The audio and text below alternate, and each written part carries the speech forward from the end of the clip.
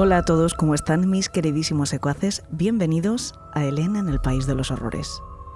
Hoy voy a contarles todo lo que le ocurrió a Ismael.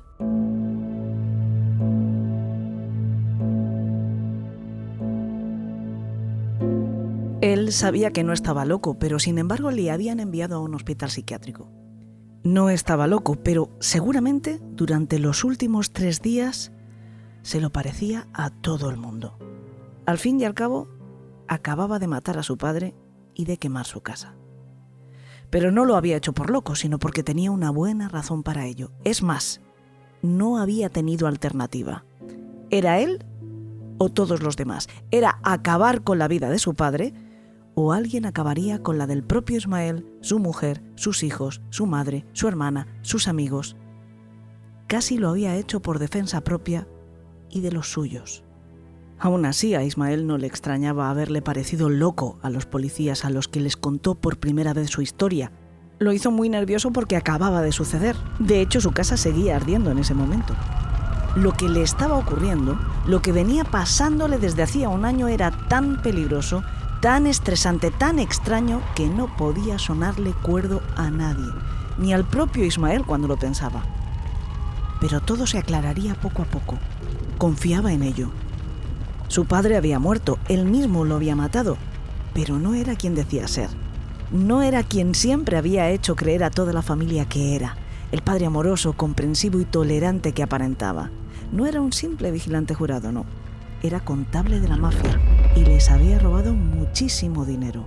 Ahora todos estaban bajo la espada de Damocles del crimen organizado, que había ordenado una vendetta contra él, y eso incluía el exterminio de todo su entorno, de su mujer, de sus hijos y de la mujer y los hijos de Ismael.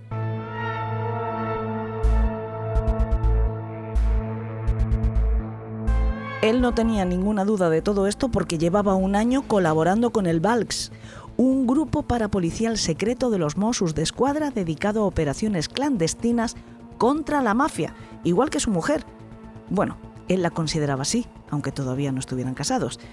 De hecho, aún ni siquiera se habían visto en persona. Su relación por el momento se tenía que limitar a Telegram, a WhatsApp, a Signal y a Instagram.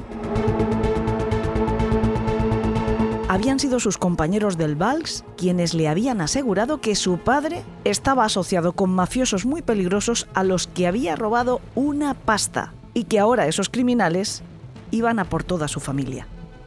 Julia, su mujer, había entrado en el Valks antes que él por un par de razones. Una de ellas era precisamente haber pertenecido a una familia mafiosa que le había causado grandísimos problemas toda su vida.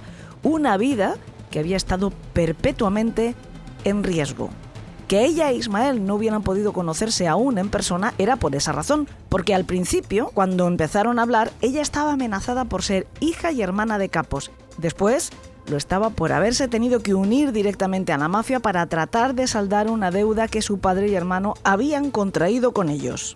Más adelante, su vida estuvo en riesgo por formar parte de los operativos del Valks y, por último, por entrar en un programa de testigos protegidos. Entre medias, había habido unas pocas ocasiones en las que habían estado a punto de encontrarse, pero Julia parecía víctima de una maldición. Todas esas veces, horas antes de la cita, había ocurrido algún incidente grave en el que ella era la víctima. En cierta ocasión se había caído durante la actuación de los Correfox en las fiestas de Vilanova y había sufrido quemaduras severas en las piernas. Otra vez había tenido un gravísimo accidente de coche en el que en un primer momento se la había dado por muerta.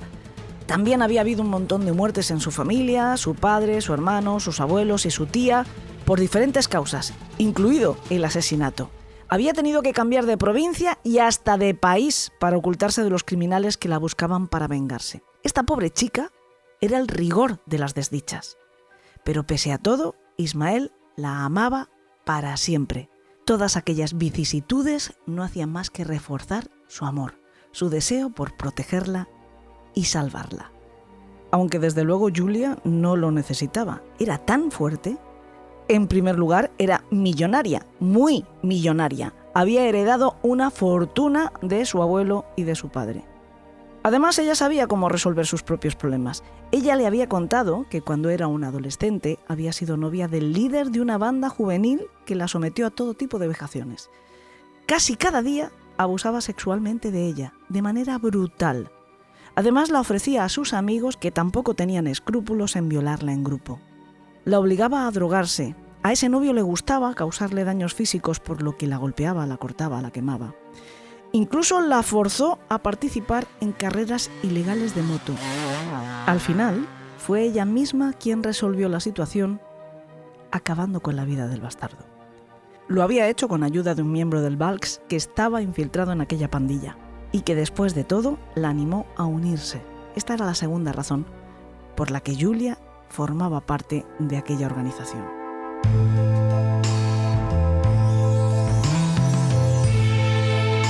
Ismael se preguntaba cómo no amar y admirar a una mujer así, y ahora además por partida doble o triple, porque iban a ser padres de gemelos, lo que demostraba que el amor hacía posible lo imposible.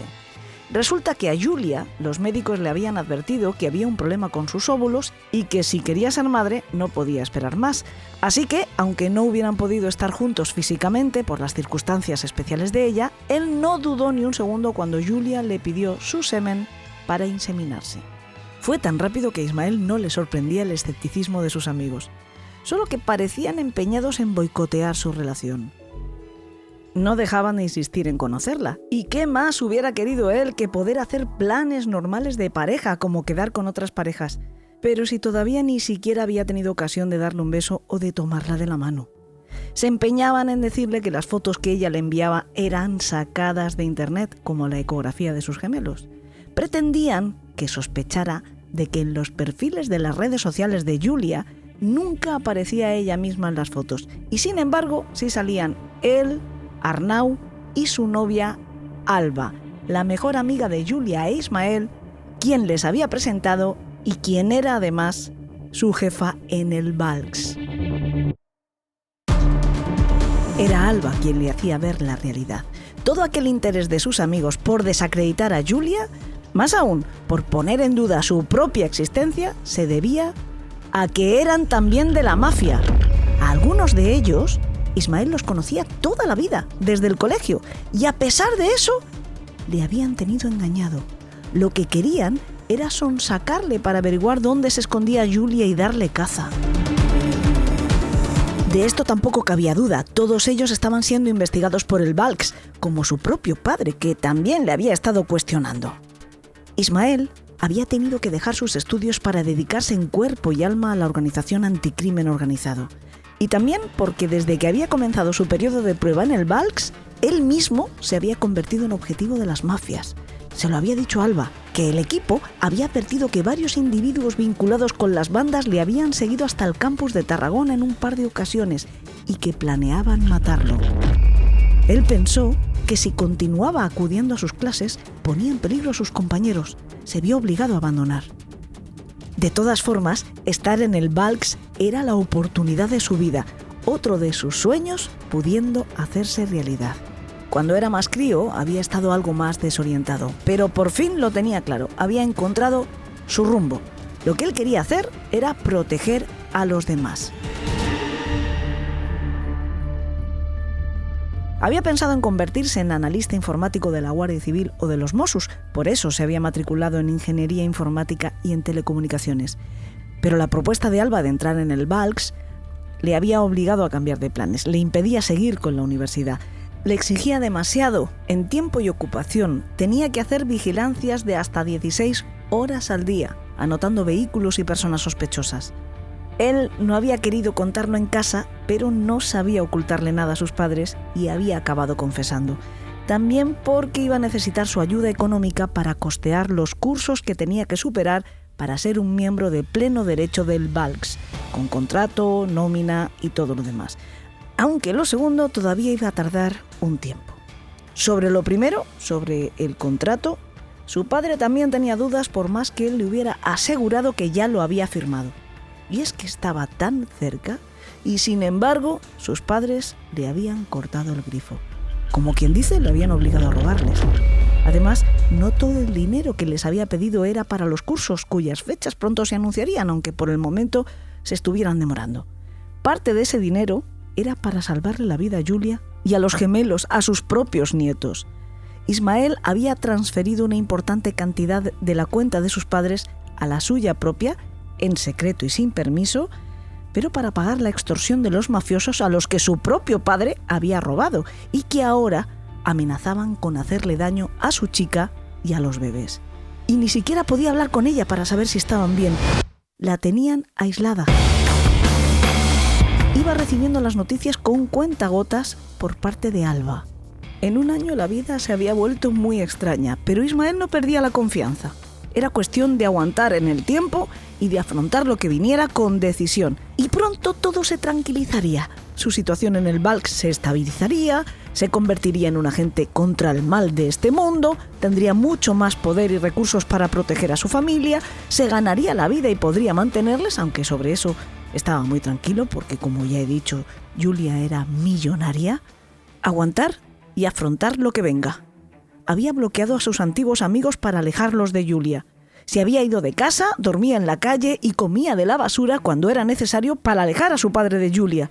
Entregaba dinero a cuenta para pagarse los cursos que tendría que realizar en el futuro. Y cuando sus padres le dijeron que había acabado con los ahorros que tenían destinado para sus estudios, llegó a robarles. Hacía vigilancias a las horas que fueran necesarias, preparaba asaltos a casas, hacía seguimientos a personas, tomaba decisiones sobre ejecuciones. Todo lo que Alba, en nombre del Valks, le pidiese, y así demostrar su valía y poder integrarse como agente en el cuerpo cuanto antes. Todo con un solo objetivo: preparar una vida segura y confortable para su nueva familia. Su padre era un obstáculo, su padre era un peligro, también se lo había dicho Alba, y la única solución era eliminarlo, por orden del Valks. Permítame que le pregunte, esa idea de matar a su padre, ¿de dónde surge? De Alba, me lo dice directamente, que tengo que hacerlo. ¿Me puede usted explicar exactamente qué es lo que le dice? Me dice que se ha convertido en una amenaza muy importante para mi familia, para mí, para Julia, para los niños. Que realmente se está acabando el tiempo. Yo intentaba conseguir todo el dinero que podía. Incluso empecé a buscar trabajo, hice un par de entrevistas, pero no me cogieron. Y a medida que iba avanzando la cosa, la presión cada vez era mayor. Entonces, cuando me dice que tengo que matar a mi padre, la primera reacción que tengo es: entiendo que me lo pida porque me está diciendo que es un peligro y que realmente, pues, si no lo hacemos nos matan a todos, pero yo le dije que lo hiciese el grupo de los Mossos y que lo hiciese ella si querían, que a mí no me metiesen en eso. Pero posteriormente la cosa avanzó y me dijo: no, tienes que ser tú, porque luego, si te arrepientes, has sido tú y no puedes contar nada. ¿Le dijo cómo lo debía de hacer? Estuvimos debatiéndolo durante bastantes días, porque la forma más simple era, para mí era un arma, pero para ella era un cuchillo o el veneno. Él había cumplido con la sugerencia al pie de la letra. Ahora se veía ingresado en la unidad de agudos de psiquiatría del Parc Sanitari Sant Joan de Déu de Sant Boi de Llobregat. Un médico forense había recomendado su ingreso y tratamiento después de diagnosticarle esquizofrenia paranoide con afectación de sus capacidades cognitivo-volitivas. Era lo normal, nadie podía creerle. De todas formas, el Valks le sacaría de allí. Pronto esperaba. Y por fin podría reunirse con Julia y con los gemelos, que entre tanta muerte y desolación acababan de nacer tan prematuramente, con solo 5 meses de gestación. Pero es que no era de extrañar con todo el estrés que estaba padeciendo su madre. Un mes después le trasladaban al módulo psiquiátrico del Centro Penitenciario de Brians 1. Allí siguió trabajando con los psiquiatras, escuchando sus consejos y cumpliendo con los deberes que le asignaban rigurosamente, como había enfrentado cada una de sus misiones en la vida. Y de este modo, bastante tiempo después, cuando ya había conseguido estar estable del brote psicótico durante el cual había matado a su padre, un día llamó a su abogada. Fue una conversación muy breve, de 3 minutos. Ismael había conseguido volver a pensar con claridad y había sido capaz de comprender la realidad. Solo le preguntó una cosa: si su familia, si su mujer y sus hijos eran reales. Julia y los niños existen de verdad. ¿Existen de verdad? ¿Existen de verdad? ¿Existen de verdad? ¿Existen de verdad?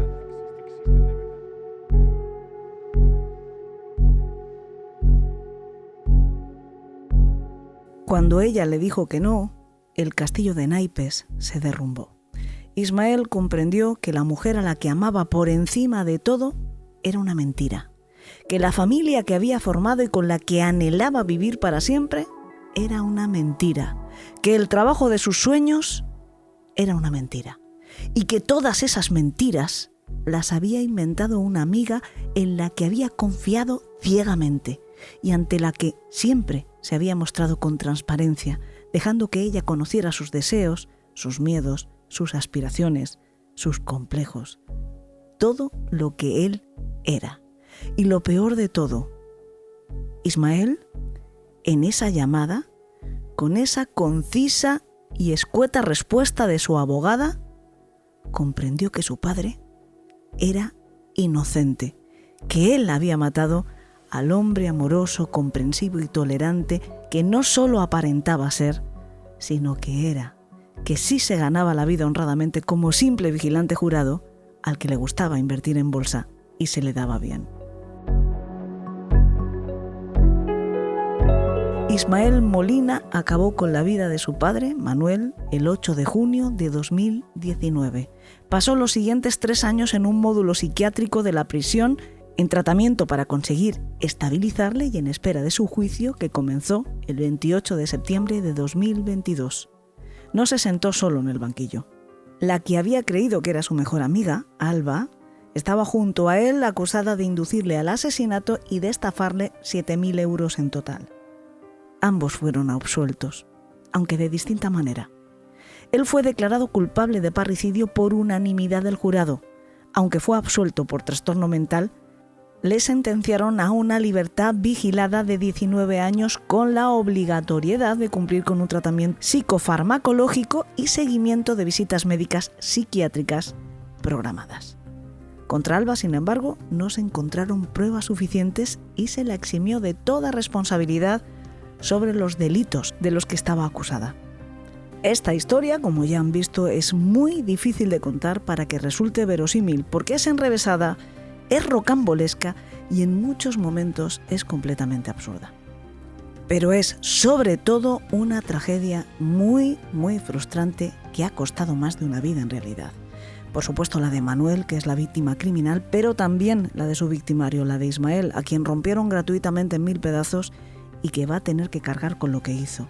Y la de su madre, la de su hermana, su abuela, etcétera, que tampoco será ya nunca igual. Todos los crímenes son tragedias, pero es cierto que algunos lo son más que otros. Y aunque este sea muy difícil de contar, como he dicho, afortunadamente hay quien ha sabido hacerlo magistralmente, reconstruyendo casi un minuto a minuto de un año de locura, no solo la que iba apoderándose de la mente de Ismael, sino la que iba creando Alba como una tarántula tejedora, enredando cada vez más su trampa mortal.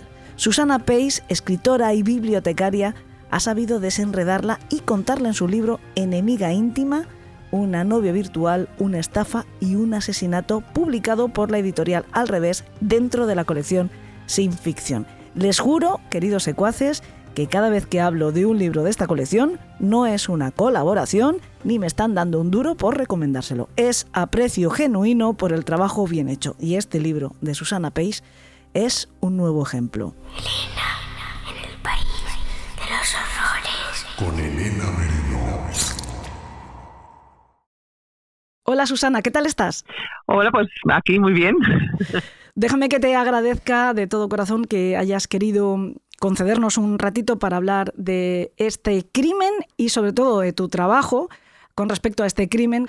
Un libro basado en un crimen tan complejo que yo no quiero ni imaginarme cómo tenía que ser tu mesa para intentar reconstruirlo. ¿Cómo te enfrentaste a este inmenso galimatías? Pues eso fue el kit de la cuestión, porque la verdad es que una vez cuando yo leí el sumario de este caso, no entendí absolutamente nada. Y la única manera que se me ocurrió fue trazar una línea temporal y ir colocando en esa línea todas las pruebas que tenía, que podía ir extrayendo de ese sumario, que claro, iban todas mezcladas unas con otras, ¿no? A nivel temporal. Y después hablando directamente con Ismael, con todas las cosas que él me iba contando, que él también las tenía como muy mezcladas en su cabeza. Él sabía sabía que habían pasado, pero no las ubicaba temporalmente. Entonces, el hacer una línea temporal fue la solución. Y fuimos poco a poco como un rompecabezas, fuimos colocando las cosas que teníamos con fechas, ¿no? A través de datos que sí que se podía, ¿no? Comprobar en sus fechas, y a partir de ahí ir rellenando esos huecos hasta conseguir que todo encajara a la perfección. Claro. Si te parece, para que no caigamos en convertir también en un lío el narrar este crimen, podemos empezar presentando a cada uno de los protagonistas, porque tengo que avisar a los secuaces que en este caso tenemos personajes de carne y hueso y personajes que en un momento determinado se va a descubrir la realidad, y es que son absolutamente virtuales. Es verdad que tú ya das esa pista en el propio título del libro, porque por algo habla de una novia virtual, una estafa y un asesinato, pero esto realmente es el final y además un final profundamente dramático, porque veremos que cuando ya ha sucedido todo, cuando ya se han precipitado los hechos, cuando el crimen ya es tal, ya es un crimen, es cuando el autor de ese crimen descubre la virtualidad, ¿no? o la inexistencia de algunos de las personas a las que más amaba él, ¿no?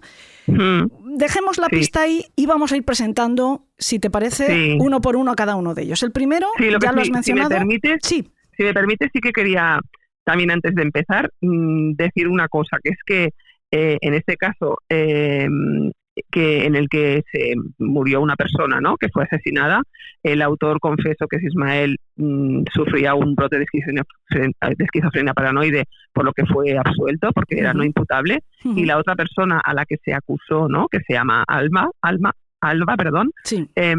Ella en el juicio fue también absuelta, y actualmente sigue absuelta, aunque la Fiscalía pidió la repetición del juicio, y ahora mismo está en Tribunal Superior de Justicia, creo que es, o no sé, o en el Supremo, no lo sé, donde se pide que se repita el juicio, ¿vale? Simplemente esto de que sepáis que no hay nadie en la cárcel por este motivo, y sino que los dos están absueltos, uno por inimputable y el otro y ella porque fue absuelta. Simplemente eso, y ahora ya, cuando quieras, nos ponemos. Vamos, si te parece, a hablar de quién es Ismael. Vale, Ismael es un chico que ahora, bueno, en el momento en que sucedió todo esto tenía 21 años, 20 años, 21 años cumplió justamente el día que sucedió todo.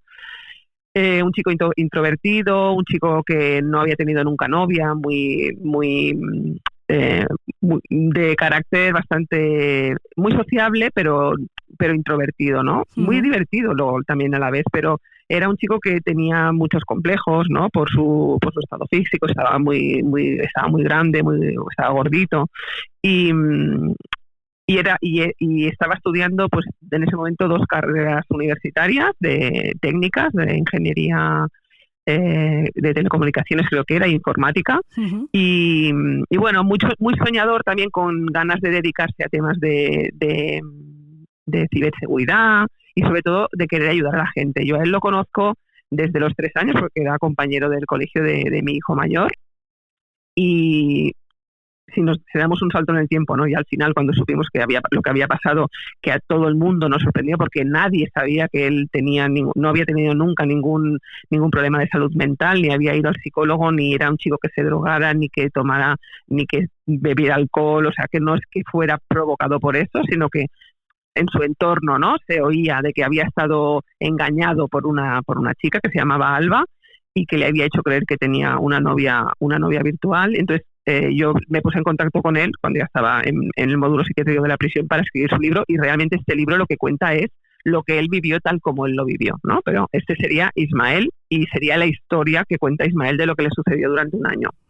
Ismael, además, otra de las cosas que queda patente cuando se lee tu libro es que es un chico muy familiar, es un chico que ha tenido un entorno familiar amoroso, él está muy unido a ellos, incluso con 20 años que tiene, un poquito antes de ocurrir todo eso, sigue yéndose de vacaciones largas con su familia, con una hermana, que además es una chica que se pone muy contenta, sobre todo cuando le va bien a su hermano, cuando recibe la noticia de que su hermano por fin se ha echado novia. Todos podemos hacernos una idea más o menos de cómo es el perfil de Ismael antes de que todo suceda, ¿no? Yo creo que más o menos, porque sí que es cierto que encaja bien con ciertos prototipos de persona, ¿no? Tan familiar, tímido, pues con una situación física, como tú dices, que a lo mejor no es la que él quiere, ¿no? Y eso incluso le hace dudar de sí mismo cuando esta chica, Alba, de la que hablaremos ahora, le dice que tiene una amiga, que encima es muy guapa,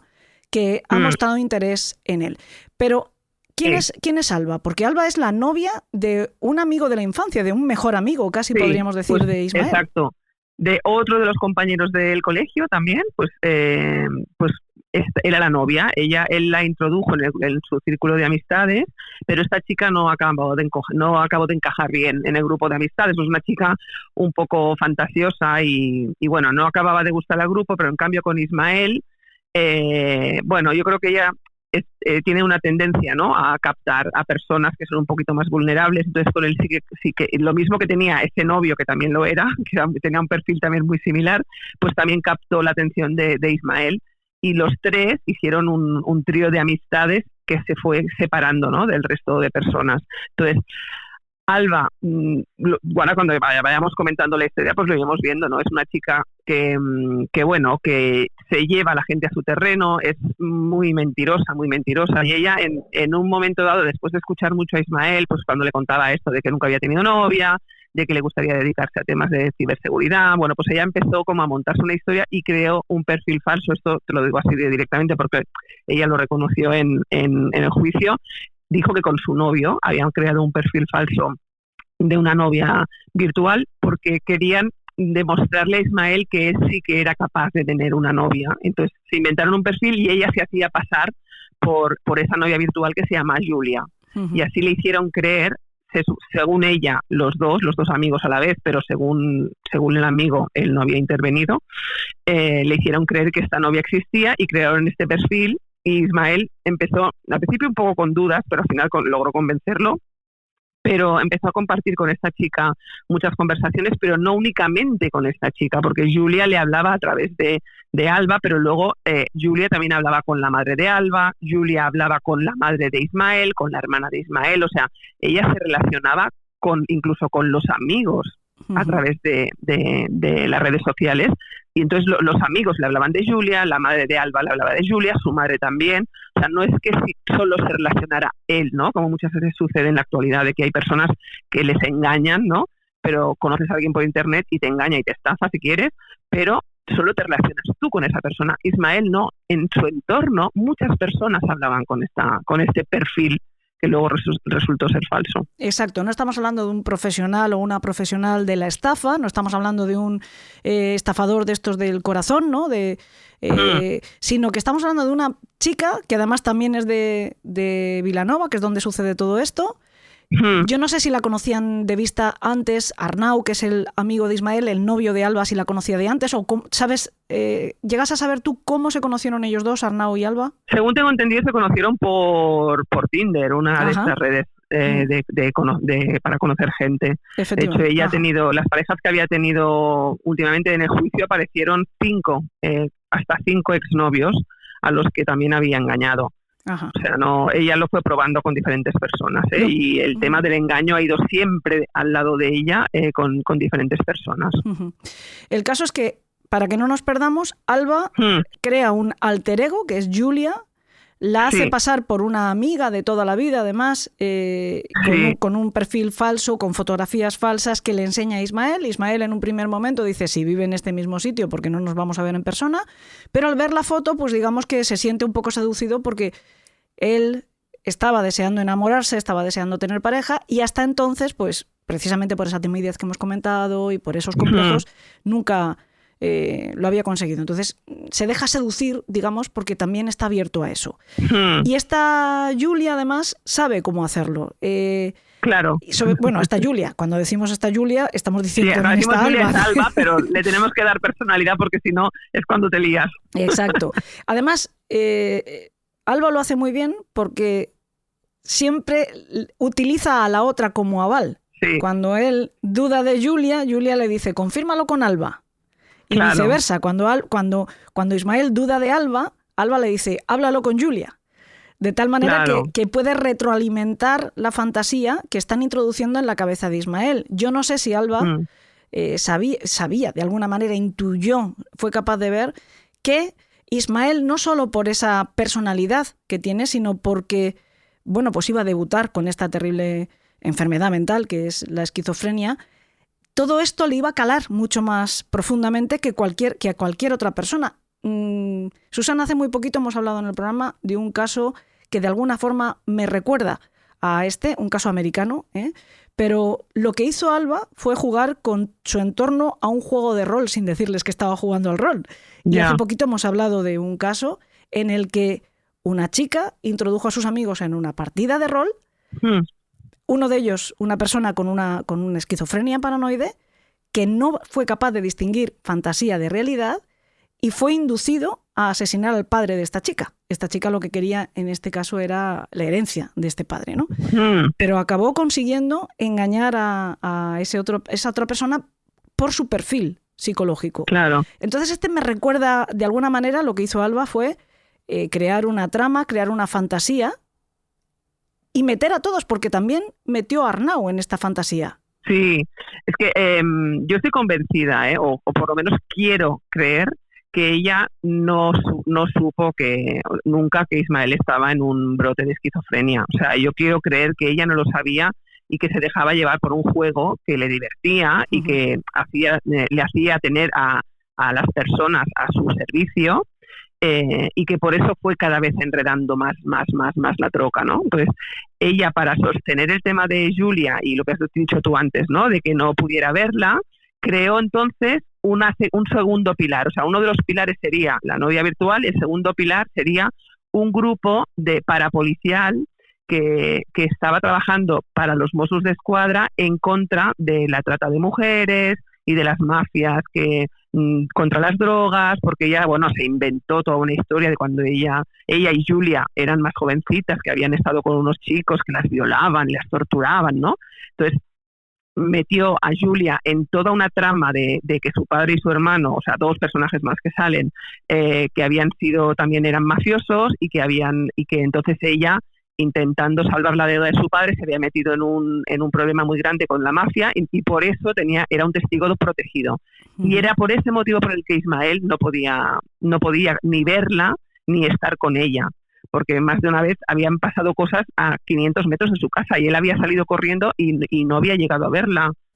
Ese sería el otro de los pilares en los que le introduce diciéndole que quieren que entre a colaborar con este grupo parapolicial y que tiene que empezar haciendo unas vigilancias y que más adelante entonces que hará unos cursos. Y es de esa manera en la que introduce a Ismael en una situación de hipervigilancia, porque tiene que ir por las calles vigilando, buscando coches sospechosos, buscando a personas sospechosas de ser miembros de estas mafias, y así poco a poco, porque esto fue yendo de menos a más, lo fue metiendo en toda una vorágine, ¿no? En la que él cada vez estaba más hipervigilante y más en brotes sin saberlo, claro. A mitad de esta situación, el novio salió de la ecuación porque vio que, de hecho Ismael lo cuenta, ¿no? Muchas veces que veía que el otro no hacía caso, que no vigilaba, que, ¿sabes?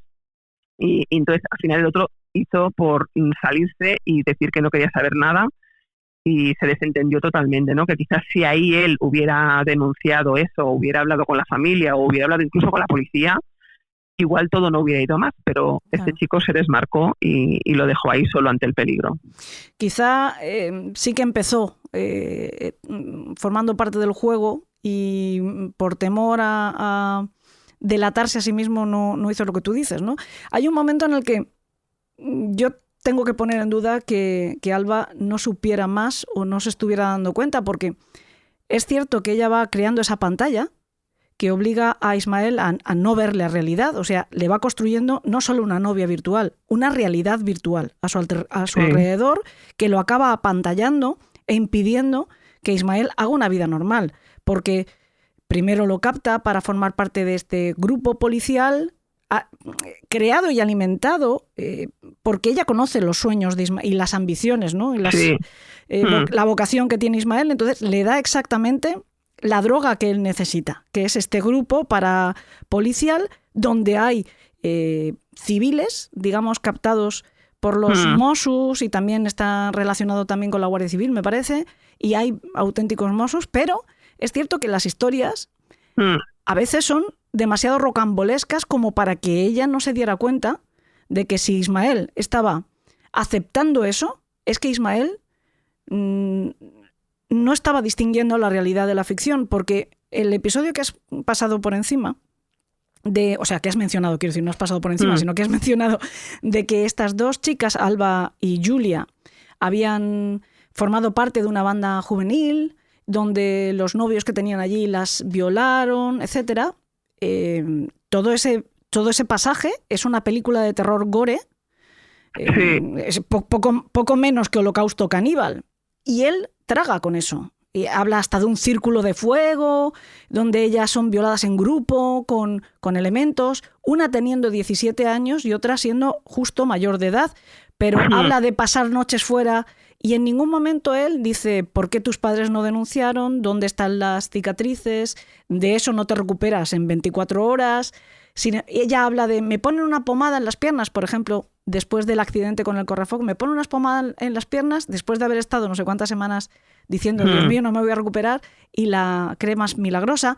Milagrosamente, sí. Exacto. Hay Pero porque él llegó a tener como una ofuscación hacia ella, y todo lo que ella le decía se lo creía. Sí. Todo. Entonces, luego yo cuando veo películas y veo cosas que son misión imposible, ¿no? Que dices, esto es imposible, pero tú lo estás viendo constantemente en películas que te están mostrando como una realidad paralela. Y yo creo que es que él lo vivía así porque estaba en un brote de esquizofrenia, pero yo creo que es que ella no da más de sí, que no da más de sí, y por eso también se lo inventaba y el otro se lo creía y ella pues seguía para adelante. Hay una de las mentiras que es quizá la más llamativa, bueno, no sé si sería capaz de quedarme con una. Hay demasiadas que son, pues eso, lo que tú acabas de decir. Tú lo ves en una película y dices que la película tiene un guión de serie patata, o sea, no la aceptas, ¿no? Te rechina totalmente como guión. Y sin embargo, esto es un caso de la vida real. Si yo no supiera qué ha sucedido, no me lo creería. De hecho, hubo pasajes que le dije, esto no lo vamos a meter en el libro, o sea, para que veas. O sea, que ya no los puse porque le dije, hemos contado tantas cosas que son tan increíbles que si ponemos esto, se van a pensar que estamos tomando el pelo. Claro. Pero él se lo creía todo, absolutamente. No sé si ponerte en el compromiso y pedirte que nos lo cuentes. Sí, no sé si iba a coincidir en el mismo pasaje que ibas a decir tú, como de increíble el hecho de que a él le convenzan para ser padre vía inseminación artificial y envíe en un bote un bote de semen, que lo envíen, y que ella lo hizo llegar a una clínica de Madrid con un coche sin conductor. Y todo eso él se lo creyó. Pero él se lo creyó porque él estaba enfermo. Lo que pasa es que nadie lo sabía. Porque es un chico que cuando tú lo oyes hablar es muy elocuente, y a pesar de la enfermedad, él seguía siendo muy elocuente. Y cuando habla, te dice las cosas y como que tienen como mucha coherencia. Entonces no te hace pensar que es alguien que está en un brote de esquizofrenia. Sí, porque él además todo esto lo comparte con gente. A él le dicen, por ejemplo, que guarde secretos sobre el grupo, que hay una anécdota en el libro que mencionas de pasada y que a mí me parece incluso clave y un poquito graciosa, y es cuando él dice ¿de dónde viene el nombre del grupo? Que el grupo se llama Vals. Ay, sí. Y ella dice de Valquiria, pero con X. Y él le dice, pero es que Valquiria es con V. Sí. Y bueno, pero es para disimular, ¿no? Bueno, pues supongo que cualquier otra persona... Pasó, ¿eh? Claro. Sí. Cualquier otra persona ante eso dice, uy, aquí huele a chamusquina. Pero no es el caso, porque él quiere creer también en ese momento. Le gusta mucho lo que le están contando. Exacto, y aparte él luego, con los años, con el tiempo, me dijo, yo había veces que veía que ella se equivocaba o que decía cosas que no, pero bueno, aún así, siempre ante la duda lo creía. Lo creía pues porque estaba cegado de amor, porque se enamoró hasta las trancas, porque deseaba con toda su alma el dedicarse a lo que se estaba dedicando y lo estaba viviendo como en una película. O sea, estaba viviendo en una realidad que solo lo había visto en las películas, pero que la estaba viviendo en primera persona. Claro. Y yo creo que es muy difícil salir de ahí cuando tú solo quieres ver eso y crees que eso es así. Uh-huh. Porque aparte, él contaba cosas, como has dicho tú, pero claro, si él se lo hubiera contado todo a la misma persona, esa persona le hubiera dicho, oye, Isma, que más de un amigo le decía, te están tomando el pelo. Pero claro, él contaba cosas a diferentes personas, porque incluso su madre, cuando leyó el libro, a mí me reconoció que había muchísimas cosas que ella desconocía. Porque eso, claro, cada persona tiene una parte de la historia. Y yo hablaba con amigos y había amigos que tenían una parte de la historia. Nadie tenía todo el rompecabezas junto. Cuando lo lees todo junto es cuando todo el mundo se ha sorprendido. Incluso una de las amigas que decía que él le contó que estaba haciendo vigilancias y que estaba trabajando para un grupo parapolicial, ella luego un día en una entrevista que le hice me dijo que había hablado, se lo había dicho a su padre y su padre le dijo, este chico no está bien de la cabeza. Dice, si yo llego a saber que él está en un brote de esquizofrenia, yo me voy a buscar ayuda. Dice, pero es que yo no pensé que él estaba teniendo, aunque mi padre me dijo, este chico no está bien, yo no pensé que él estuviera mal. Sí, ojalá lo hubiera sabido porque lo hubiera podido ayudar. Sí, porque además es algo coloquial. Yo no sé, casi todo el mundo conocemos a alguien que es muy fantástico o y tampoco llegas a pensar, no somos psicólogos, no somos capaces, incluso un psicólogo tampoco podría, porque le haría falta mucho más para llegar a hacer un diagnóstico más allá de una conversación de pasada, que te suena un poco, pues eso, inverosímil. Efectivamente, necesitas quizá todo el puzzle para darte cuenta de que hay un problema de verdad, un problema real ahí. Por ejemplo, el tema de la paternidad es algo que llama mucho la atención, no solo por esa forma de conseguirla, ¿no? Lo que tú has dicho, que a él le dicen, no, necesitamos, si quieres ser padre, si algún día queremos ser padres, tiene que ser ya. Pero como no me puedes ver porque soy testigo protegido y además las mafias y además no sé qué, y es imposible que me veas, tiene que ser virtual también. Entonces él pues da una muestra de semen para que inseminen a su novia, que llega en un coche sin conductor a Madrid, se queda embarazada de gemelos, le muestran y aparte una se queda ecografía, embarazada pero se queda embarazada que al día siguiente o a los 2 días. Yo le decía, pero tú no te das cuenta de que eso es imposible, que hasta que no pasa 1 mes y medio o 2. Me dice, ya, pero yo la noción del tiempo la tenía, y claro, aunque se suponía que estaba en una clínica, pues le habrían hecho alguna prueba y le habían dicho que sí que estaba embarazada. Y ya tenía síntomas de embarazo a los 2 días. Y que le enseñan una ecografía, si no recuerdo mal. Sí, le enseñan una ecografía que luego los Mossos d'Esquadra, cuando la sacaron en el juicio, esa ecografía la había, bueno, no sé si era esa ecografía o otra posterior, porque ella también hizo ver que estaba embarazada, que la había grapado del revés, la había sacado de internet. Ella sacó una ecografía de gemelos de internet y la colgó en Instagram.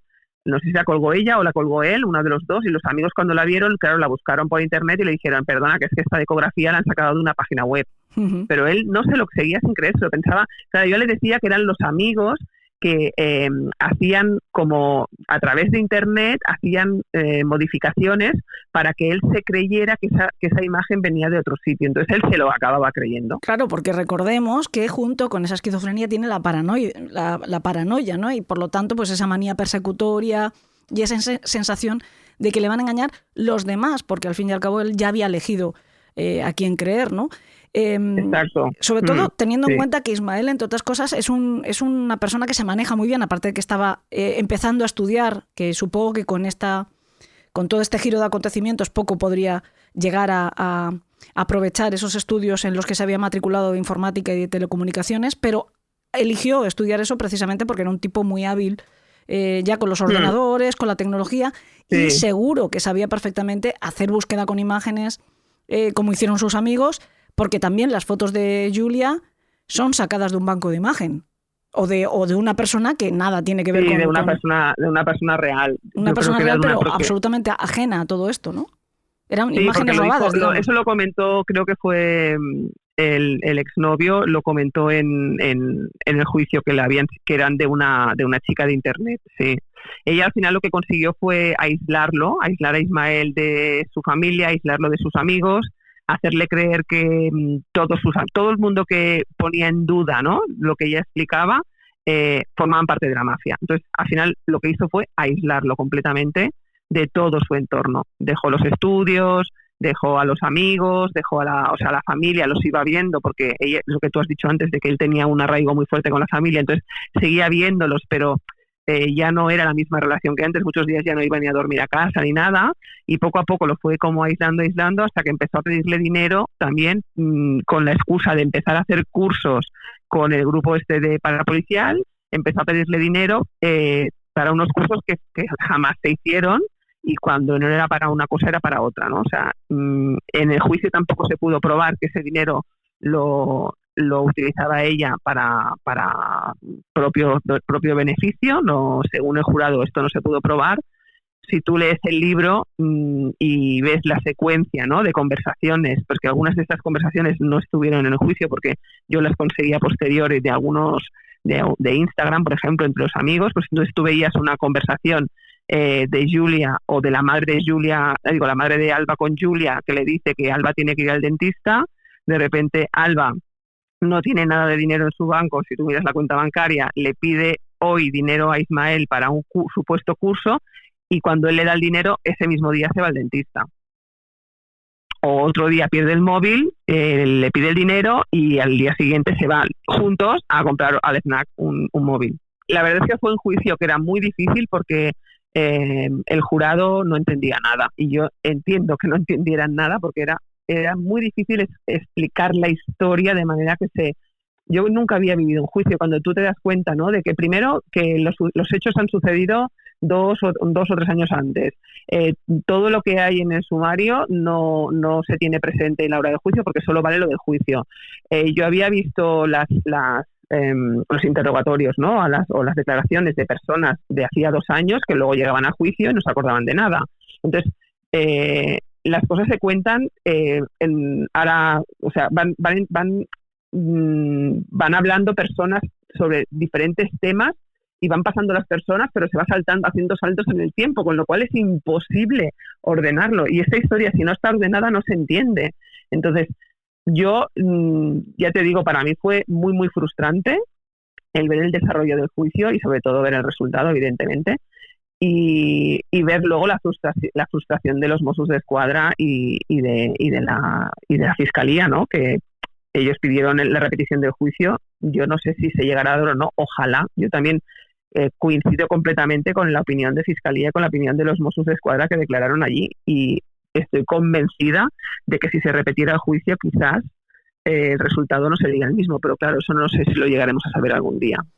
Y ojo, más allá del hecho de que al final los hechos tienen consecuencias y esas consecuencias, si merecen un castigo, debería de aplicarse, es decir, que sí, que hay un interés punitivo por mi parte en que se pudiera revisar la situación de esta chica que volviera a juicio, es también porque esta persona está en la calle en perfecta libertad para poder hacer esto otra vez. Sí, yo creo también que ella tampoco, yo siempre lo he pensado, que ella no lo hizo pensando que esto iba a llegar a donde llegó. Si no digo que induzca a un nuevo pero el poder engañar, seguir exacto, engañando. Sí, exacto, es que ella no es... De hecho lo hizo después de, cuando todo esto terminó, ella ha seguido engañando a personas. A su novio del momento le engañó diciéndole durante meses que ella estaba de jefa de personal de una cadena de perfumerías, y le dijo que dejara su trabajo en Mercadona, que ella le iba a poner de jefe de mantenimiento, y el chico dejó su trabajo para irse a trabajar allí y ella ni siquiera estaba trabajando allí. Y a su madre también en el libro se ve como le engaña durante un montón de tiempo con una casa de una herencia que tenían que cobrar de un abuelo y una venta de un piso que le hizo creer que Julia se lo iba a comprar, y estuvo meses engañando a su madre. O sea, no solo que engañara a Ismael, es que esta chica engaña a todo su entorno, y dudo que esto cambie. Claro, es que es un modus operandi, efectivamente. Exacto. Es un modus operandi. Y por una persona que es así, no sé yo. en el juicio, cuando los psicólogos y psiquiatras que le habían atendido dijeron, porque su madre pedía constantemente que desde muy pequeña buscaba que le dieran un diagnóstico y jamás le dieron un diagnóstico de ningún tipo de trastorno mental. Sí que dijeron que tenía un perfil de, ¿cómo dijeron? De sadismo y otra cosa más. Claro, es que a eso vamos. Tú has dicho hace un ratito que querías, que te gustaba pensar, que te refugiabas un poco en la idea de que ella no era consciente, de que Alba no era consciente de que estaba manipulando a una persona que ya de por sí tenía un trastorno y que estaba agravando ese trastorno y empujándole a este punto sin retorno al que llegó Ismael. Pero hay momentos, hay pasajes de toda esta historia en la que para mí ella está demostrando lo que tú acabas de decir. Yo iba a utilizar la palabra crueldad, pero tal vez sea más correcto decir sadismo, porque encajaría más en eso, en psicología y en algo diagnóstico, ¿no? Sadismo. Hay un momento en el que Ismael, ella, lo que tú has dicho, en esa pantalla que está creando, cada vez que alguien pone en duda las mentiras en las que han vuelto a Ismael, lo que hace ella es señalar a esa persona como miembro de las bandas y de las mafias a las que supuestamente el grupo policial en el que ha involucrado a Ismael contra los que están luchando, ¿no? Y él se aparta de esas personas, se va protegiendo, pero llega un momento en que Ismael incluso duerme en la calle y ella lo está viendo y no pone fin a esto. O sea, ella ve como él está cayendo cada vez más en una espiral. A lo mejor ella no esperaba lo que ocurre, no lo sé, llegaremos a eso ahora, pero sí al menos está viendo esa evolución.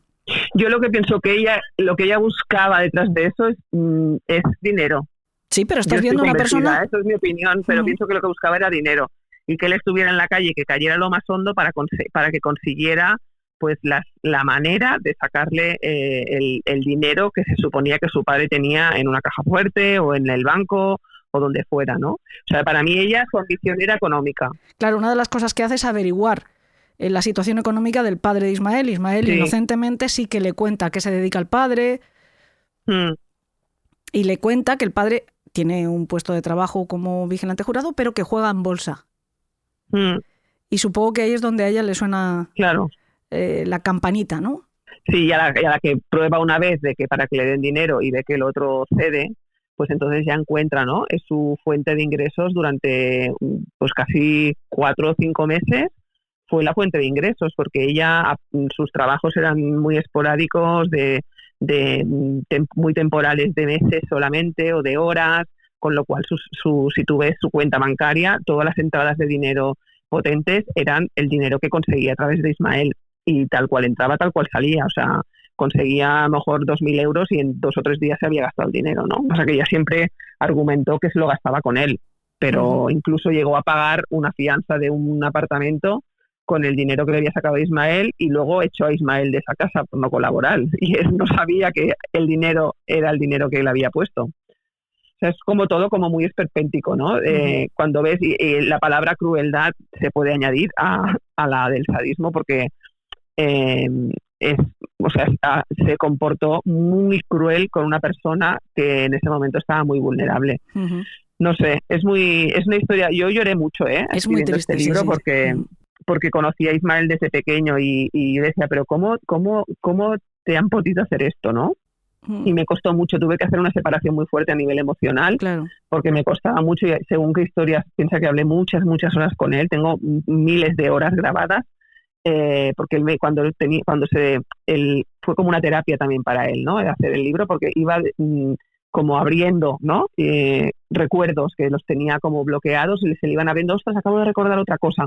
Entonces yo le decía, tú cuando recuerdes algo, grábalo y me lo envías, que yo ya miraré, ya lo colocaremos donde corresponda.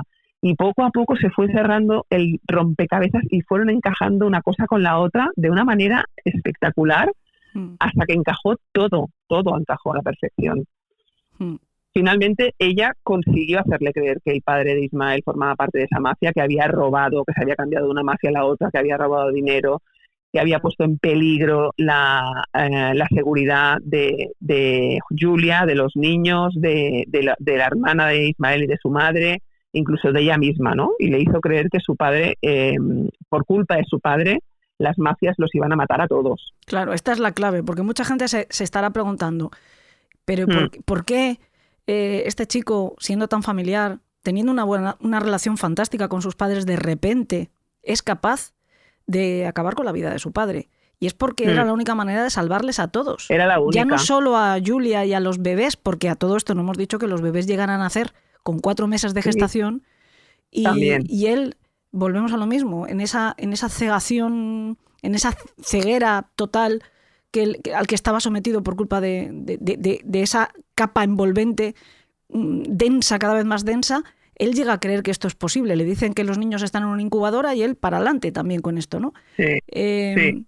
Y de repente la clave que yo quiero que, si se sabe, la compartamos es por qué de repente el ojo de Sauron, ¿no? El ojo de esta titiritera que es Alba, se gira contra el padre de Ismael. Porque el padre de Ismael ponía en duda, empezó a poner en duda todo y empezó a preguntarle, empezó como a hablar más con Ismael y a preguntarle y a decirle y a indagar, y yo creo que ahí ella vio peligrar su feudo, ¿no? Su trono. Porque llega un momento en el que la propia familia está viendo la deriva de Ismael y claro, empieza a cundir el pánico, ¿no? Entonces yo creo que ante la situación, pues lo que hizo fue posponerlo, como eso, que había robado como 200.000, que iba a volver a perpetrar otro robo, que las mafias estaban cada vez más cerca. Ismael sí que tenía, o sea, él escuchaba, no es que escuchara voces no escucha voces, ¿no? Cuando estaba con el brote, pero sí que interpretaba los sonidos que escuchaba a lo que ella le decía, y si oíamos, por decirte, algún petardo y ella le decía que es que había un tiroteo, pues él se creía que era un tiroteo. Entonces, a partir de ahí, él entra en una vorágine de animadversión hacia su padre, porque piensa que su padre le va a hacer daño a sus hijos y a su mujer, y que le va a hacer daño a su madre, que le va a hacer daño a su hermana. Entonces lo fue presionando cada vez más, y hasta el punto de decir, esto se tiene que terminar ya, o nos matan a todos. Y entonces Ismael se encuentra pues en esa tesitura de que es o el padre o todos. Y al final, yo lo que pretendía con la historia y la manera, ¿no?, de contarla era que quien lea el libro se ponga en los zapatos de Ismael y piense que Ismael puede ser tu hermano, puede ser tu vecino, puede ser tu hijo o puede ser tú mismo, porque al final todos podemos caer en una trama o en una red de engaños y si estamos con un brote de esquizofrenia que desconocemos, pues caer y vivir una realidad paralela. En el caso de Ismael, de hecho, se ve que su trasfondo no hay una maldad en él, en el momento en el que de hecho el crimen hubiera podido casi pasar. No se sabe si hubiera sido así, pero parece que apuntaba a que iba a pasar desapercibido, porque después de matar a su padre, él prende fuego al cadáver y eso pues acaba expandiéndose en el piso, y en principio los bomberos encuentran un cuerpo y creen que es víctima del incendio, pero es que Ismael al mismo tiempo ha ido a entregarse. Sí, de hecho Ismael, él estaba convencido de que no había prendido fuego, porque él no llegó a ver la llama. De hecho estuvo a punto de morirse intoxicado por la mezcla que hizo, porque es que no lo tenía ni preparado. O sea, simplemente a él se le dijo que tenía que deshacerse de aquello, y se le ocurrió empezar a mezclar productos químicos de los que tenía en casa, y por poco no lo cuenta porque se ahogó. Entonces intentaba hacer llama y él se fue de casa convencido de que no había habido llama, y cuando se encontró con un amigo por la calle que le dijo no, están los bomberos y es tu casa, entonces él se quedó perplejo porque estaba convencido de que no había habido un incendio. Y es cierto, yo creo que si él no llega a confesar, posiblemente hubiera sido mucho más difícil llegar a la conclusión, porque yo creo que los restos igual no sé si hubieran podido sacar. No lo sé, esto ya sería cuestión de que los médicos forenses lo supieran. Que no se ha llegado a saber, pero en principio apuntaba a eso. Los bomberos lo primero que piensan es que es alguien que se ha quedado en casa fumando, o sea, en la cama fumando, lo que sea, y que ha habido, pues eso, un incendio y que ha fallecido, ¿no? Pues calcinado por las llamas. No sé, Ismael, ella también le convenció para deshacerse del móvil, deshacerse de todo y tirarlo al mar. De hecho, yo un día me acuerdo que le pregunté a él si él te hubiera dicho que te tiraras por un acantilado, y dijo lo hubiera hecho. O sea, que pudiera haber ido a más. Es que es muy, no sé, yo ahora lo veo también un poco desde la distancia porque hace ya tiempo que lo escribí el libro, pero la historia cada vez que la recuerdo me sigue impactando. Sí, es muy impactante porque todavía queda un momento para mí, creo que de los más dolorosos, después de la muerte de Manuel, creo que el otro momento terrorífico para mí en esta historia es el momento en el que Ismael despierta de todo esto. Sí. Porque no ocurre inmediatamente. No, él una vez lo detienen, que ya le diagnostican, porque ven que está con delirio, le diagnostican a la esquizofrenia, el brote de esquizofrenia. Él al principio va a un centro médico, bueno, a un manicomio, no sé cómo se llama. Sí, un centro de salud mental, en este caso creo que una penitenciaría, ¿no? Está dentro de... Primero está en un centro de salud mental convencional y después sí ya lo trasladan a un centro penitenciario, también está en el ala, en la zona de salud mental. Uh-huh. Él estuvo allí durante los 6 meses porque esto fue en junio y hasta noviembre no pudo declarar. Durante esos meses hizo un trabajo muy grande con psicólogos, psiquiatras, que le hicieron como darle la vuelta, ¿no? Que él solo, a través de sus propios pensamientos, se fuera dando cuenta de qué es lo que había pasado, porque él seguía manteniendo él seguía sin decir nada, seguía protegiendo a Alba, seguía protegiendo a su mujer, a los niños, mientras estaba allí. Uh-huh. Y al final, supongo que a través de todo este trabajo, sí que fue como dándole la vuelta, y 2 o 3 días antes de ir a declarar en el juicio, él le preguntó a la abogada, ¿Julia existe? Y cuando la abogada le dijo que no, dice que fue como una pieza de estas de dominó que cae y de repente empiezan a caer todas, ¿no? Una detrás de otra, y es cuando se dio cuenta de que todo era mentira y de que su padre había fallecido en vano, porque todo era mentira. Todo su mundo, todo, en ese momento. Todo el mundo se cayó, todo el mundo se le cayó. Y entonces, no solo eso, ahí, o sea, se cae todo tu mundo, todas tus referentes, todo lo que amas, todo lo que quieres, y no solo eso, al despertar, encima, tienes que admitir y asumir que tu padre ha muerto y ha muerto a tus manos por toda esa mentira. Y ahora vive con eso. Pero él es muy consciente de que no era él el que lo hizo, porque estaba en un brote, o sea... Esto también lo sabe y esto lo ha trabajado mucho. Gracias a Dios él ha trabajado mucho a nivel psicológico, claro, y a nivel mental. Ahora mismo él sigue arropado por toda su familia, por todos sus amigos, que somos conscientes, ¿no?, de lo que él ha tenido que vivir. Al final es víctima de todo lo que vivió durante ese año y que lo puedes leer en el libro. Yo creo que en el libro queda muy reflejado. Hay gente que me ha dicho que les ha dado ansiedad leyendo lo que le pasaba a Ismael. Te lo puedo decir. Porque, sí, da ansiedad, sí. Da ansiedad y la gente se lo lee casi de una sentada, o sea, porque no puedes parar de leer. Te dan ganas de meter la mano, ¿sabes, Susana? Sí. Te dan ganas de meter la mano en el libro y sacar a Ismael de ahí, ¿sabes? Sí. Bueno, ese era mi objetivo. Uno de mis objetivos era que los que leyerais el libro tuvierais las sensaciones que él había vivido. Y al final no es que justifiques lo que ha hecho, pero vieras que no tenía otro remedio y qué hubieras hecho tú, porque yo creo que yo hubiera hecho lo mismo. Si hubiera, estando, claro, en un trastorno mental, evidentemente. Claro. Pero si tú en esa situación, a ti te dan, ¿no?, el poder de decir o haces esto o muere tu madre, tu hermana, tus hijos, tu pareja, todo tu entorno, tú también vas a fallecer. Aparte, no es de hoy para mañana, no es que te lo digan, es que te han estado trabajando para que tú generes... Un año. Claro, sí, y para que tú generes en tu cabeza también esa animadversión, que cambies la imagen que tú tienes de tu referente padre, ¿no?, que estaría a la misma altura que el resto en un momento determinado, pero hay un trabajo de pico y pala para que cambie esa sensación y ya no esté al mismo nivel. Y salvar a todos los demás no sea lo mismo que salvarle a él, ¿no? O que respetar su vida. Uh-huh.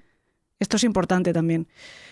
En fin, bueno, es lo que te decía antes, ¿no? Esa sensación de frustración, porque cuando tú cierras un libro, que es una novela, bueno, al fin y al cabo, por mucho cariño que le hayas cogido a los personajes, esos personajes... Sabes que es una novela. Exacto, estaban en la imaginación de alguien muy creativo y durante un tiempo estaban también en tu imaginación, pero no ha sufrido, como en las películas, no ha sufrido ningún ser vivo a la hora de elaborar esa historia, ¿no? Pero en tu libro, que desgraciadamente y por suerte, las dos cosas al mismo tiempo, y creo que me vas a entender por qué lo digo, está en la colección sin ficción, ¿no? Sin ficción, exacto. Entonces, cuando uno cierra tu libro, Ismael sigue ahí, con toda la carga de su historia. Y bueno, me alegro mucho de que al menos ese trabajo profundo y serio, desde luego Ismael afortunadamente también es un chico, creo que la sensación que a mí me transmite, ¿no? Sin conocerlo, da la sensación de que es un chico muy paciente y es inteligente y, Sí. y con mucha inteligencia, eso que llaman inteligencia emocional, ¿no? Esa es la sensación que tengo. Así es. La verdad es que quien lo conoce te quedas prendado cuando lo escuchas hablar y te das cuenta de la gran persona que es y de lo que tiene que haber sufrido y a esa edad, ¿no? Tan joven. Uh-huh. Pero bueno, él ahora está, como decía antes, muy arropado, él sigue en tratamiento, se siente tranquilo porque sabe que tiene una red de protección a su entorno, porque cualquier síntoma que él pudiera tener va a tener a todo su entorno ahí para apoyarle y para detectar, ¿no? En cualquier momento en el que él tuviera, si volviera a tener, que no tiene por qué volverlo a sufrir nunca más, ¿no? Así es que, bueno, yo solo espero que esto algún día se vuelva a retomar, sí. Aunque tendría que ser volver a pasar por un triángulo que a lo mejor no sé si le va a apetecer, pero ojalá fuera así. No, por eso te decía, porque además de que Ismael está ahí fuera, también está Alba y está también libre y no estoy segura si es la persona que yo he encontrado también en redes sociales, pero si es, parece que está muy contenta y muy satisfecha consigo misma. No tiene ni un poquito no sé, de porque a mí remordimiento. me bloqueó de todas las redes sociales de hace muchísimo tiempo que no le sigo, pero en su momento tenía muchísimos seguidores. Sí. Y por lo que cosillas que me han ido llegando, sigue haciendo de las suyas. Pero bueno, no sé. Esta es la clave. Sí, que cada uno, la vida te acaba poniendo en su lugar y esperemos que esta vez también sea así. En fin, Susana, que solo me queda volver a decir cómo se llama tu libro para que nuestros secuaces tomen buena nota. Enemiga íntima, una novia virtual, una estafa y un asesinato, de Susana Peis, en la colección Sin Ficción. Bueno, pues esperemos que se haga justicia de verdad y bueno, pues justo sí que es darte las gracias por el libro y por visitarnos aquí en el País de los Horrores. Muchas gracias a ti. Un beso muy grande. Espero que nos veamos pronto. Un abrazo. La semana que viene, Elena en el País de los Horrores continúa ese periplo que estamos haciendo por medio mundo detrás de nuestro queridísimo prescindible Salva la Roca. En esta ocasión le han invitado a Jackson en New Jersey y allí estaremos. De hecho, el caso que estamos preparando está localizado en esa zona. Les hablaremos del asesino en serie Harrison Marty Graham. Será un programa para mecenas y por lo tanto lo podrán escuchar en iVoox y en Apple Podcast, suscribiéndose por una cuota de menos de 2 euros al mes. Y por supuesto sin obligación de permanencia. Por cierto que podrán escuchar ese programa de la semana que viene y otros 500 que hay en nuestra fonoteca. Y no es una forma de hablar, que hay más de 500 programas de crónica negra y true crime en la fonoteca de Elena en el País de los Horrores. Y es que, queridos, llevamos ya media vida juntos. Y esperemos que por otros tantos años, como mínimo. Muchísimas gracias a Jess Wicas por la edición y a todos ustedes por acompañarme. Nos escuchamos la semana que viene. Hasta entonces les deseo que tengan dulces sueños.